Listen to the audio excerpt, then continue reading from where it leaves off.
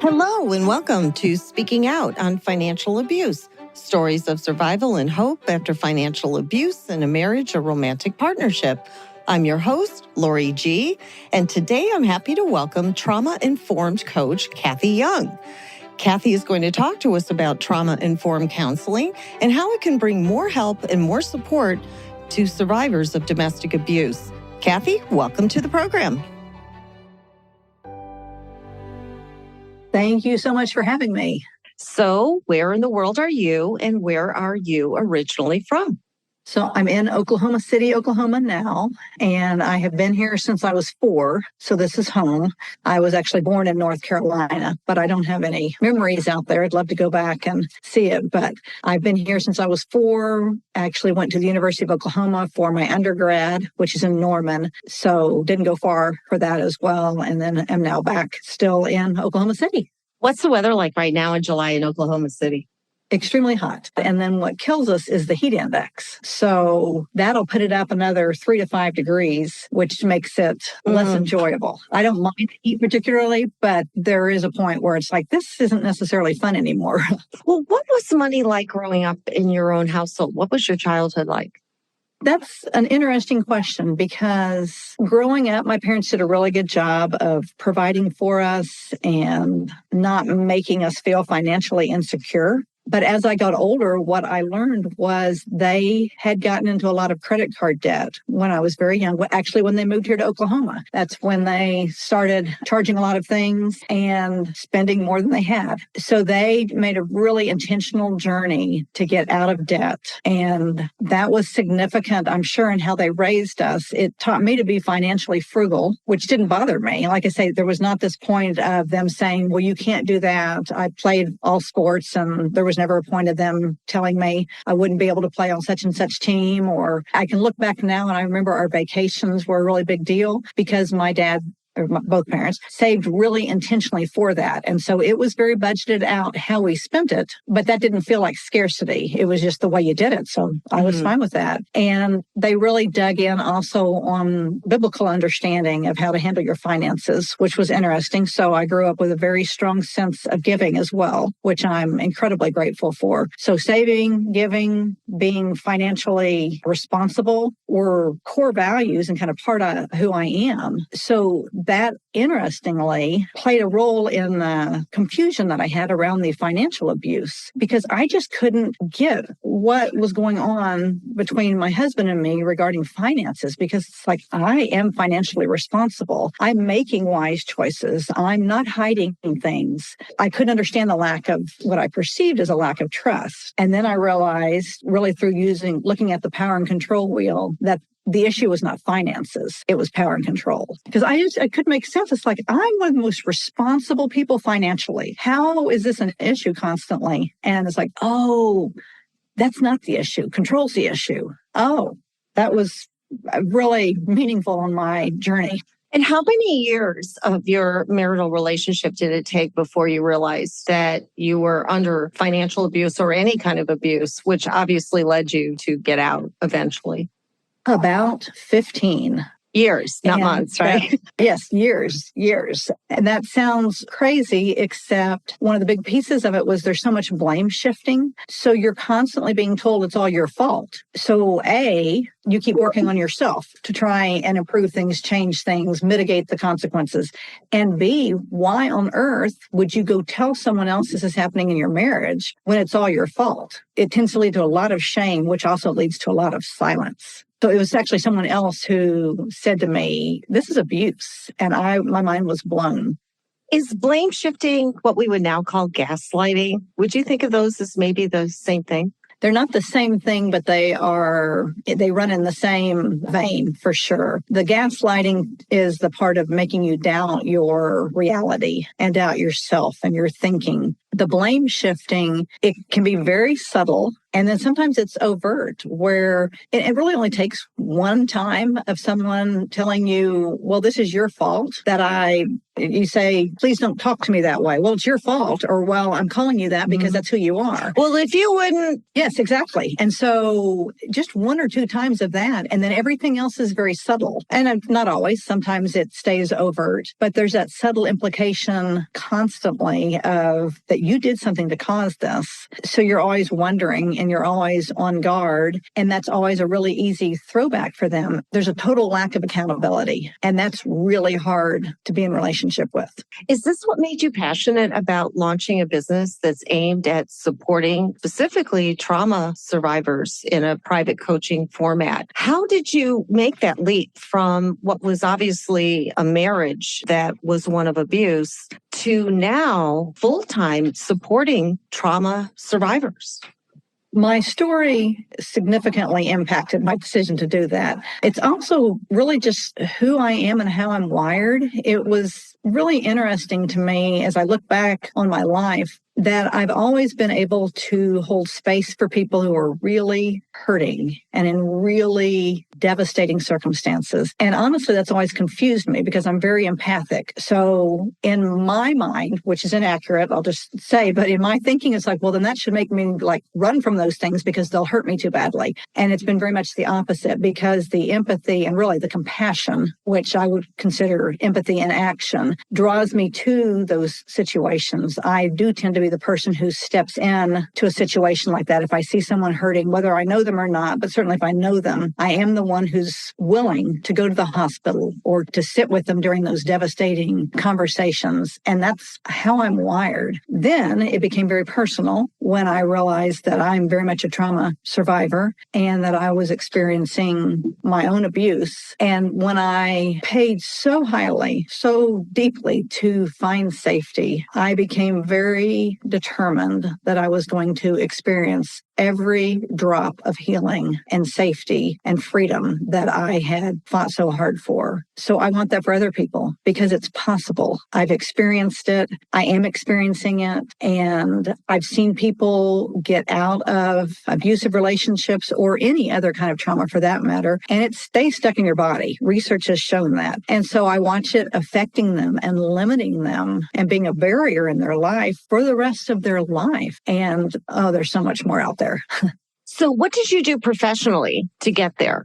So I went back and got my master's much later in life, just a few years ago, actually. And I took all the courses that I could on trauma and grief because I knew grief was a big component of trauma. I had no idea how big it was.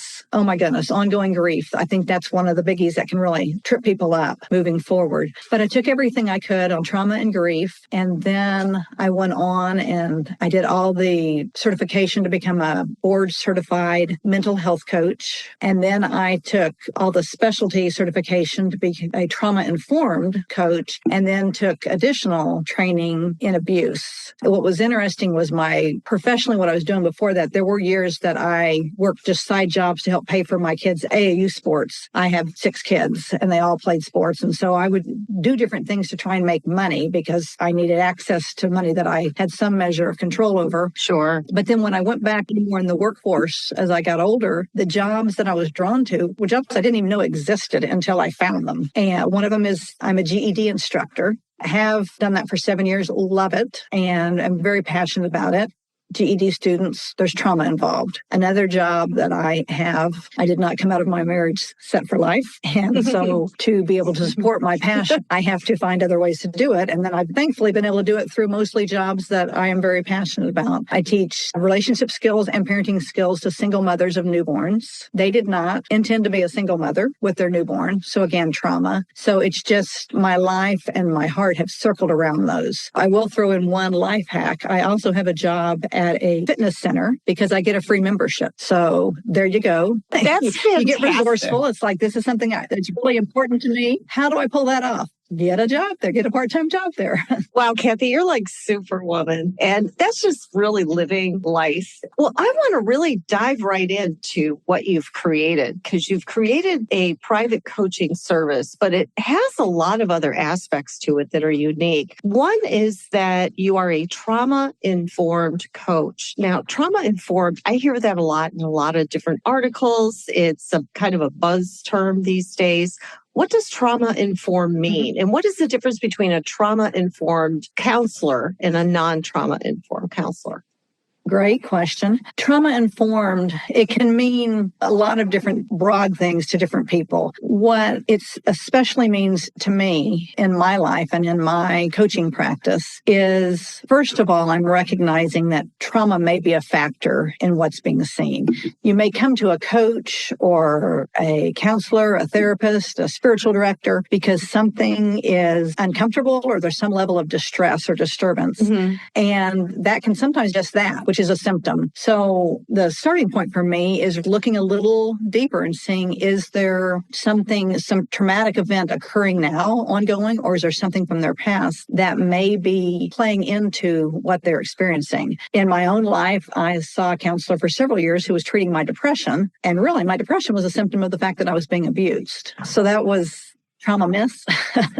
Yeah, and for sure. In fact, the depression really was a nervous system reaction. And so that would be, or response, that would be the second piece to me in being trauma informed, is having an understanding of the nervous system. Because again, research has shown trauma remains in the body and it is going to continue to affect us, and it affects us at a nervous system level. And so I need to understand that to be able to help people effectively process their trauma. And then the third piece I would add to that is understanding how to resource people on somatic, which means body-centered techniques, like things that are very accessible, such as breathing and grounding. And then there are some other different simple, accessible, attainable skills that can help you learn to regulate your nervous system. And being trauma informed, a part of that for me as a responsibility in coaching is, if I see someone becoming too dysregulated,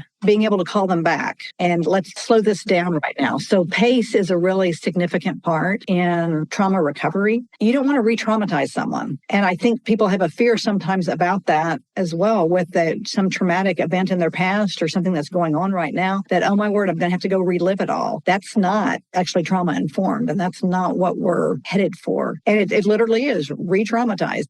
That's what people expect with EMDR therapy has been popular. And that's kind of what you see in the movies and on TV, is that you're reliving it. And you're saying that that's actually not the way to treat it.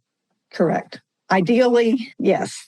It's not to say that you don't feel things by any means. I'm not even remotely implying that healing is benign and emotionless, not even close. But really effective healing and coaching or therapy, when you recognize the person, there's a whole paradigm that I love, which refers to the window of tolerance, but just this idea of when you're getting too dysregulated, either you're getting very up in what we refer to as hyperarousal, or you're going down into hypoarousal and you're about to shut down. And being able to recognize that in a client and dial it back and go back to tools, because I've already taught you these kinds of things. We've already gone over this, and say, hey, so let's breathe through this together for a minute, or let's use grounding or some of the other things that we have, so that there's not that same level of re-experiencing it like I just went through it again. It sounds like what you're saying is that we tend to approach trauma from this wide scope emotional level. It instead needs to be looked at really on a molecular level, really looking at the physiology and what it's physically doing to you in order to start recognizing the damage that you are doing to your psyche and your body. And one of the most common words I hear out there is the word triggered. You hear people say, I feel triggered by this situation, or I felt triggered by that. What does that mean, actually, being triggered by trauma? And when is it being used correctly? And is it at all being used incorrectly? It's very overused, which does not particularly bother me, but it's literally being triggered is re-experiencing a past event in your body. You feel it again. And so you know this, as I pointed out, because you don't say, I think triggered. You go, oh, I feel triggered. And so when it's being used probably flippantly or incorrectly, it's somebody going, oh my gosh, I was so triggered. No, triggered, you usually feel it. And you feel that you're back in that situation, whether it was a week ago, a month ago, a decade ago, or when you were 8, and you literally feel in your body what you experienced when that happened. That's being triggered. And that's why understanding the nervous system is such a powerful piece of healing from trauma. And the beauty is we literally have the ability to reset our nervous system. So it's not just a matter of understanding that where I go, well, there I go. I'm back in that fight response. Hope this turns out okay. It's not even remotely it. It's knowing the resources that you can bring in, the skills that you can bring in for each different situation, reaction that you have, and creating a new baseline. What's interesting is, I mentioned the window of tolerance, which is a whole other conversation, but that's just this range of arousal where basically I stay regulated. I can think my thoughts, I can feel my feelings. Literally, from a neurological standpoint, my prefrontal cortex is online. Well, research has shown that trauma victims, hopefully they become survivors, but trauma victims, people who've experienced trauma, have a more narrow window of tolerance. And that actually tracks, because if you've been through things, if you have trauma in your past, you are probably a bit more reactive. Now, whether that reaction is, again, the fight, flight, immediate activation, mobilization, or whether it's the freeze or the collapse, shutdown, where it does not take, and I'll put this in quotes, but as much to set you in one of those directions. When the response is disproportionate to the situation at hand, it's about more than the present.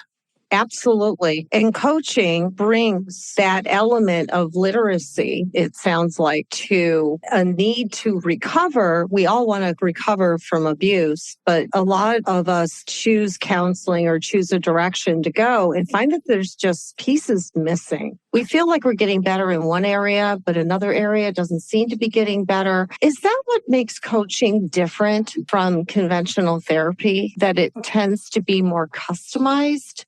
I know several fantastic trauma-informed therapists. So I think it's more a matter of who is doing the coaching or the therapy and what modality they use and just how they work than a blanket statement, which is interesting because the number one predictor of success in any kind of therapeutic relationship is the relationship. And so finding someone that you connect with that understands these things, because so much of what I have learned from reading and going through courses and training and even literally their Instagram accounts of therapists, LPCs, who are trauma informed and do all these things. So it's not exclusive to coaching versus therapy. It's specific to the practitioner. You could be a spiritual advisor. You could be an untrained person who chooses to learn these things and can apply them meaningfully and in a helpful way.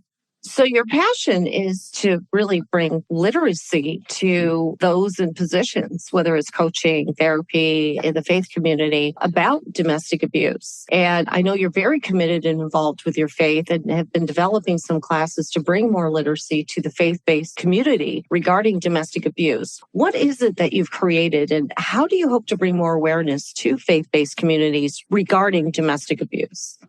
I love that you're using the word literacy, because that's beautifully chosen, because so much of the understanding of trauma and abuse is being able to put language around it. So all abuse is trauma. Not all trauma is abuse. There are other forms of trauma than abuse, but abuse is trauma. So there's a significant overlap. And if I can say something first that's not the actual question, which is the why behind bringing this into a faith-based community, because I would love to teach. In fact, I teach on trauma-informed instruction to GED teachers. So from a non-faith-based perspective, which I love doing, have a tremendous heart for that and think it's been really valuable. But in going into a faith-based community, the why is so significant. And the first piece of that is because our population, our congregation, as we would say in a faith-based situation, has trauma.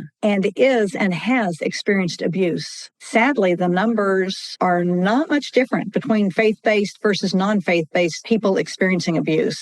So the need is great. And then beyond that, I just think the scripture is unequivocal that it is God's heart and it is his calling for us.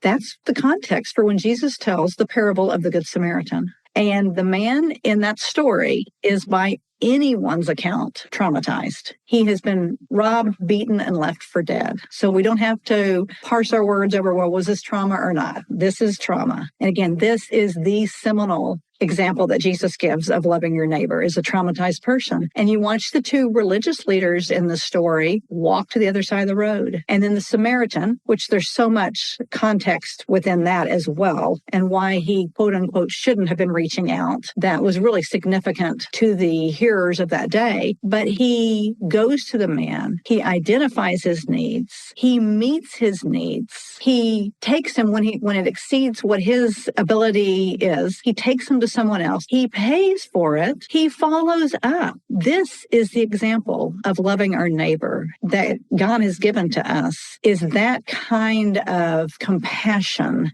and resourcing and commitment and follow-up. So the mandate, I think, is remarkably clear. Who's the target audience for your courses, and what is it that you are going to teach them?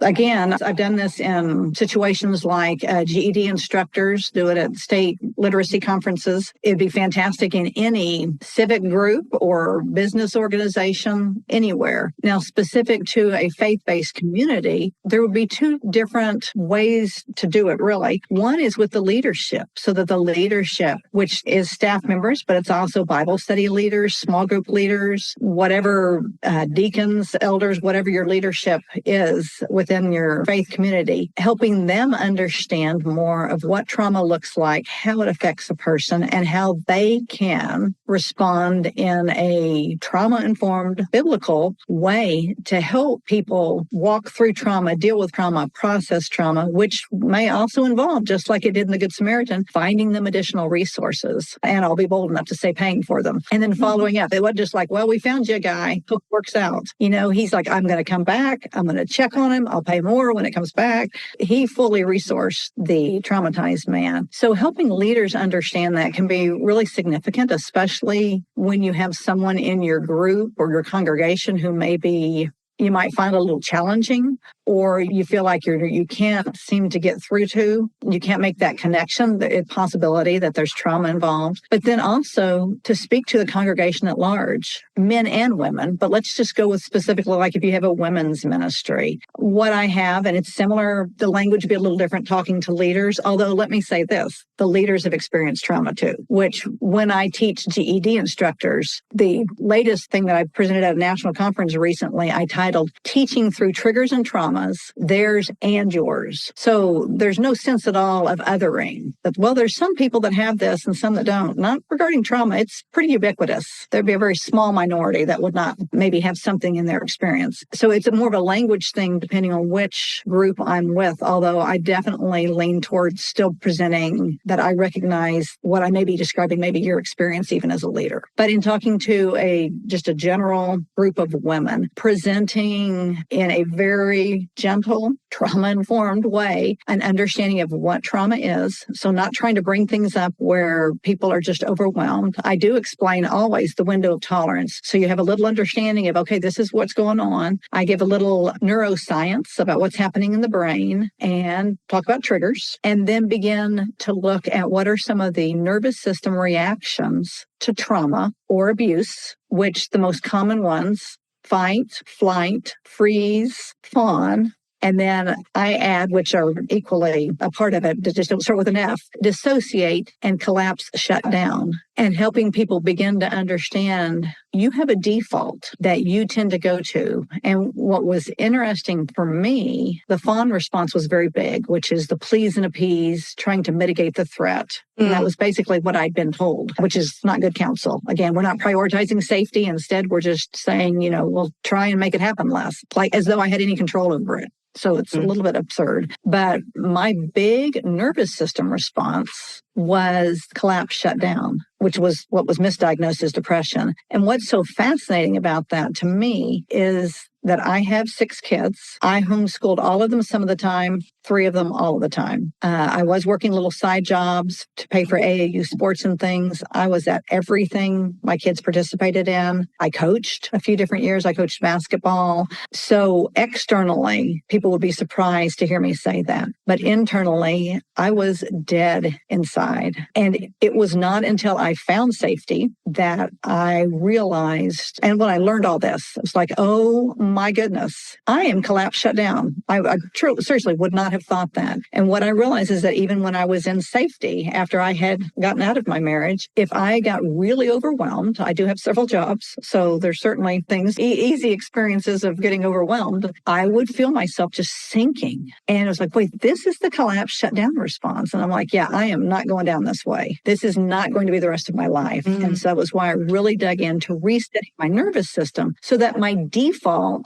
is generally regulated so that I have a place to go back to. Yeah. And I can recognize when those other responses are happening, and I know the skills and the resources to deal with those and to regulate myself again so that I don't take off. What I always say is, in terms of like even with triggers, is recognizing them and being able to resource before you say or do something that does not align with your values. You get reconnected to yourself through having it even recognized. What should someone look for if they are looking for a trauma-informed coach or trauma-informed counselor? And as you said, all abuse is trauma. What should they look for in searching? Like, I went through 6 marriage counselors. Not one told me I was under domestic violence. And the first one should have told me within 60 months of getting married, and I would have been out. Yeah, that's a wonderful question. For the healing part of it, they really do need to have a nervous system understanding and have somatic tools. In terms of being able to effectively help someone through abuse is so meaningful when they have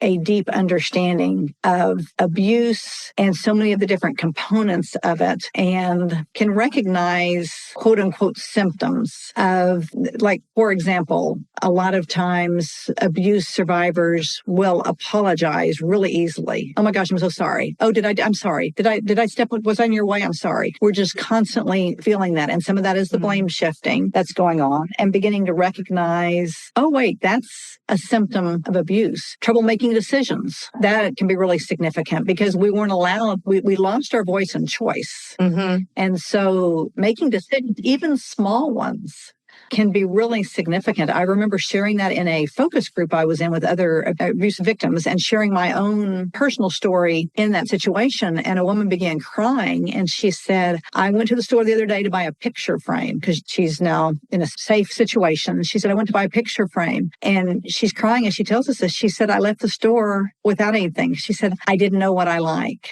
I know what my partner would not have liked, but I didn't know what I liked. So I know when I hear that, where that's coming from. And so that's really helpful as opposed to, well, no, just go make 2 or 3 choices because you don't understand. Nah, we can't for a while. Yeah. I was talking to one woman who was in an abusive situation and was just trying to find safety from the relationship and really just a very hard situation. And I told her to go get her oil changed in her car. And it's like, what? And it's like, because she needed to make a choice and go do it. And just, it's not going to hurt your car. Oh, I can see that as very powerful. Just the choice, the agency that I did this. I made a choice and I did this. You did something to change the present because you get I can really relate to that feeling of being frozen. And every decision you make, is this a good decision? Well, every other decision's been bad. Why should this be good? And without a trusted therapist, trusted person, because that could be a mistake too. We can go to the wrong people for help. And that can make us worse because now we feel like, oh, now nobody wants to help me. Or I just can't make one single solitary good choice. And to find somebody that you can trust. And I agree with you, having a background, as difficult as it is to have a background in a domestic violence relationship, it does bring a more 3-dimensional view to somebody else's experience. And it sounds like you have done an amazing job of doing that. Well, I sure hope your business moves forward with lightning speed because I think you're doing an amazing thing. And to have the empathy. And again, it's difficult as survivors for us to go head on into this industry in any particular way, shape, or form because it is triggering. I do have final questions. I ask this of every guest. Number one, what is your tip for someone who is in an abusive relationship right now, listening, but who has not been brave enough yet to take that first step to leave?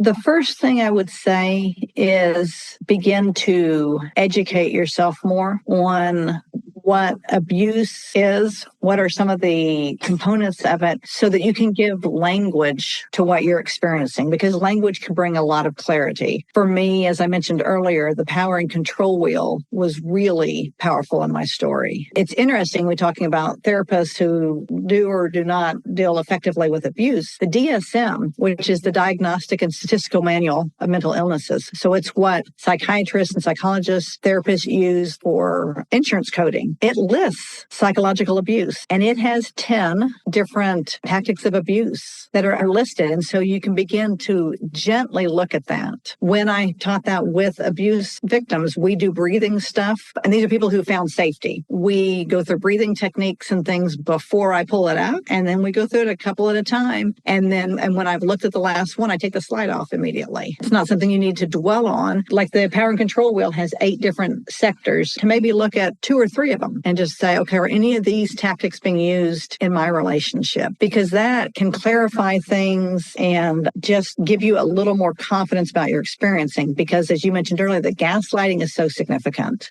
Something that's listed on the power and control wheel and is also the last, and I don't think they're in order, but the last thing listed in the DSM is making the victim think that they are crazy. So that's a very effective tool. And if you're in a physically dangerous relationship, statistically, the most dangerous time in a dangerous relationship is when you decide to leave. So resource yourself, come up with a safety plan. Here in Oklahoma City, we have a wonderful family justice center called Palomar that can help with that. And so finding if there's something like that in your area, the National Domestic Abuse Hotline is 1-800-799-SAFE. And they may be able to connect you with local resources so that you come up with the safest way for you to be able to leave. And that's very important. And what is your tip for someone who has newly left an abusive partnership but is not sure what to do next to start to recover? First, I would say celebrate, because that was a huge act of strength and courage. And so you want to honor that and be proud of it. Be proud of the decision you've made. So really celebrate that. Use that as a touchstone, especially if you feel at different points of, oh, I don't know that I can keep going in this direction, or this is too hard, or whatever. It's like, you've done the hardest thing. So celebrate that choice. And then I would continue with the education piece, because as you use the word literacy, giving language to it can be so helpful. Finding a safe person, whether that be a professional or a close friend, who can gently hear some of your experiences and help you look through them and recognize what was going on in those situations, and that you can name it. And again, in a way that you don't re-experience, you're not like overwhelming yourself with it, but it helps to begin to recognize the different symptoms in your life of having been abused. And understanding blame shifting can be really big in that. And be prepared. A couple of different things I think to be prepared in. One is that healing is a lifestyle, not a finish line. So don't put the pressure on yourself of, okay, in 6 months, this isn't going to bother me anymore. That is unrealistic. Of all the work I've done, I have no illusion that I won't be triggered when I'm 90 if I live that long. But that does not scare me. I have the resources now to deal with it, and I surely will be that much better equipped in years down the line, because I'm going to continue this lifestyle of healing. And then acknowledge the fact that grief is going to be a part of your journey. And sometimes when you're feeling so much and you're like, I don't even know what this is. Oh my gosh, I think I'm feeling 40 different things. And you may be. I would just ask myself at that point, is some of this grief? Because then there are ways to process that. And learning to trust your body is such an important part part of healing. And when I feel something is off, okay, what do I need right now? That's a real piece of self-compassion. What do I need to do right now? Do I need a 5-minute walk? Do I need my favorite hot tea? Do I need to listen to my favorite song and either sing or literally dance to it? Do I need to go walk around the block? Just a few minutes of resourcing yourself, beginning to gently learn to trust your body, but pace yourself and continue to get language around your experience, because that brings so much clarity. And that is such wise words, Kathy. I really appreciate you being on the show today. I hope you come back. I know you're new, you're starting your business, and you have been developing this with so many years of experience and expertise. And I would really love you to come back actually and tell your story as well. And we've been listening to Kathy Young. She is a private trauma-informed coach and therapist. And I'm going to put all her links below. And you've been listening to Speaking Out on Financial Abuse. Thanks again, Kathy. Thank you so much.